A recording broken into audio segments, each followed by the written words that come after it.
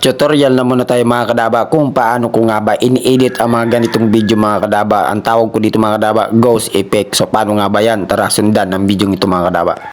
So ngayon mga kadaba, mag-add nyo project na tayo mga kadaba. And then ito na yung video na yun mga kadaba. Oh, yung patulog-tulog si kadaba nyo. Naku naman talaga. Ngayon add na natin. Then pag na-add ng mga kadaba, so dito mga kadaba, kailangan natin dito mga kadaba sa puntong ito ng empty background mga kadaba. Kahit mga at least mga siguro mga ano lang, yan 15 seconds. Tapos dito na tayo mag-cut, then split nyo lang. Pagka-split, ang gagawin natin dito mga kadaba, dito naman tayo sa punto kung saan palabas na si kadaba nyo. So dito tayo mag-split. Split nyo lang, and then pagkatapos yung mga sobra-sobra dyan, i-delete nyo lang. Pag na-delete na yan mga kadaba, dito naman tayo sa punto na kung saan, ayan, yung nakatalikod siya mga kadaba, ayan. So, kaya naman bahala mga kadaba sa mga actingan nyo mga kadaba. Ha? Hindi ko na problema yan. Problema nyo na yan. So, dito tayo mag-split mga kadaba. Split.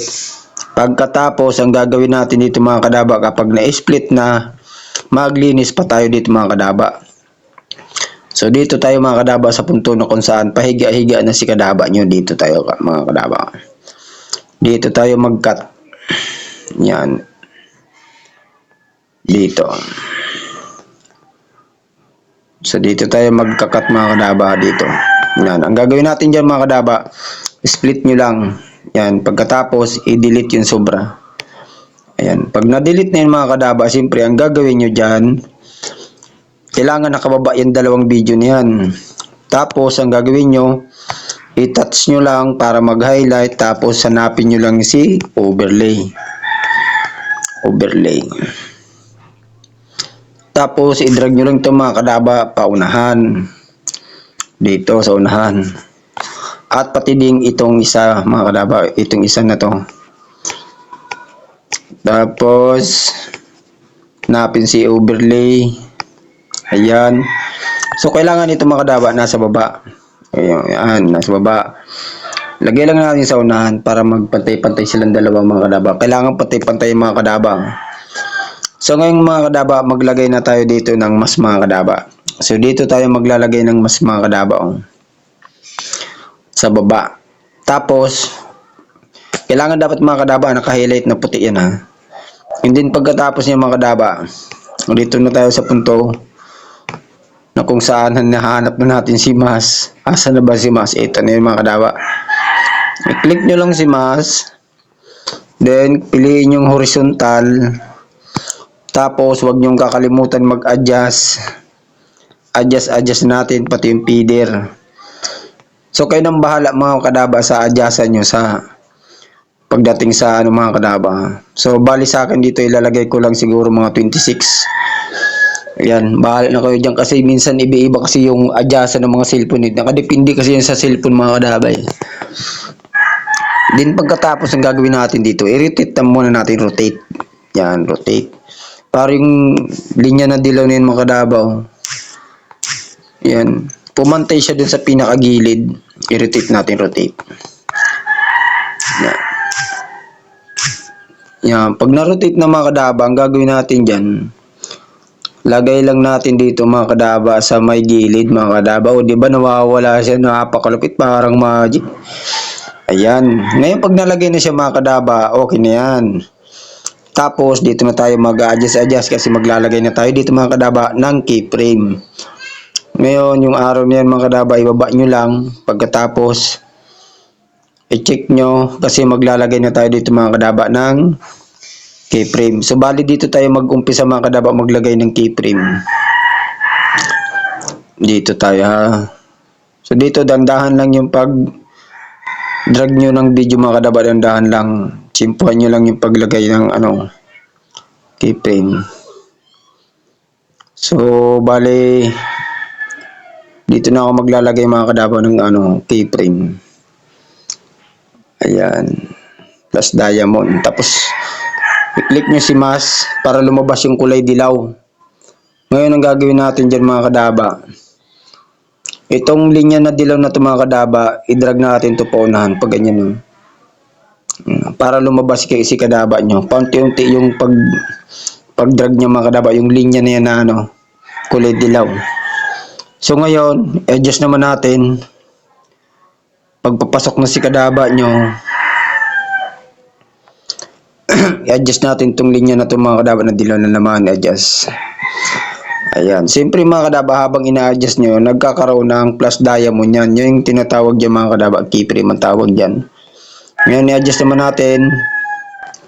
Pagka-adjust mga kadaba, lagay naman natin yung linya na dilaw dito. O di ba lumalabas mga kadaba yung ano, yung kambal niya.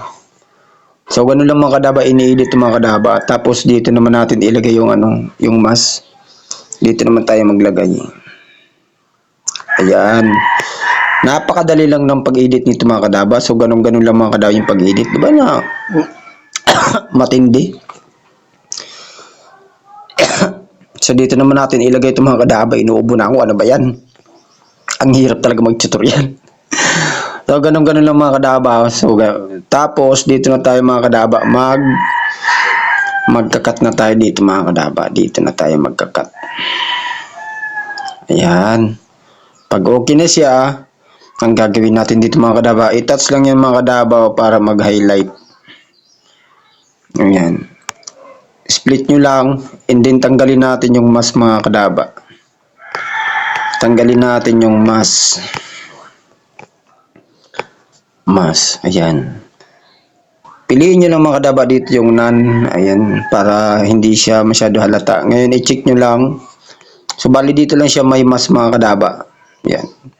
Dito lang siya may mask. Ayan o. Oh, diba? Kasi nga dito mga kadaba, nag-split tayo. Kaya nawala yung mask kasi tinanggal natin. Tapos, ang gagawin natin dito para maging makatotohanan mga kadaba, gagawin natin to. I-click mo lang yung video na nasa gitna mga kadaba ito. Tapos, ang gagawin natin dyan, hanapin natin si opacity. Opacity, ayan. Pagkatapos, dito tayo mga kadaba maglalagay ng opacity kung saan papasok na siya. Ayan, dito tayo maglalagay. Lagyan natin ng keyframe mga kadaba, yung plus diamond. Pagkatapos, i-adjust natin ito mga kadaba dito sa 80. Ayan. Tapos, i-adjust naman natin yung opacity. Dito natin lagay. O, dito. Pagkatapos, dito naman tayo maglalagay mga kadaba. Diba? Parang, parang multo na. So, ganyan lang mga kadaba mag-edit ng mga, ghost effect. Ganyan lang yung ginagawa mga kadaba, diba? So, kailangan dyan siyempre mga kadaba, may mga acting yan ka dyan. So, ganyan lang mga kadaba, in-edit yung ghost effect. Ayan, diba? Parang totoo. So, tapos, ganyan na dyan sa pinakadulo. So, ganun lang mga kadaba ang pag-edit mga kadaba. Ngayon, okay na yung mga kadaba. Siyempre, i-check na natin pag okay na. Tapos, tanggalin na lang natin dito mga kadaba yung mga sobra-sobra. Dito tayo magkakat mga kadaba. Dito tayo magkakat dito. So, ngayon, split na natin mga kadaba. Then, pagkatapos, i-touch para ma-delete. Ayan. Ay, mali. Balik natin mga kadaba. Back pa natin. Ayan. So, dito tayo mga kadaba mag-split. Siyempre, para hindi matanggal yung yung pagkamas niya. Delete natin. Yan. Okay na yung mga kadaba. So, ngayon, dito pa tayo mag-cut mga kadaba. Kuha lang tayo siyempre ng mga ilang segundo lang. I-touch para mag-highlight. Siyempre, then, split. Pagkatapos, i-delete. So, okay na yan mga kadaba. So, ganun-ganun lang mga kadaba ang pag-edit ng ghost effect. So, ganito ang kakalabasan yan mga kadaba. Ayan, ganyan-ganyan mga kadaba ang kakalabasan. Diba? Pakalupit nga naman talaga. Diba? Parang totoo. Kala mo talaga may multo. Wala naman. Naku. Sarap ng tulog ni kadaba talaga. So, ngayon mga kadaba, export na natin yan mga kadaba. Siyempre, kailangan yan export. So, ganun lang mga kadaba. Kung may natutunan ka sa video nito, pakipollow naman and pakishare. Nang sa ganun mga kadaba, yung mga baguhan, matuto din sa pag-edit ng mga ganito. Thank you very much.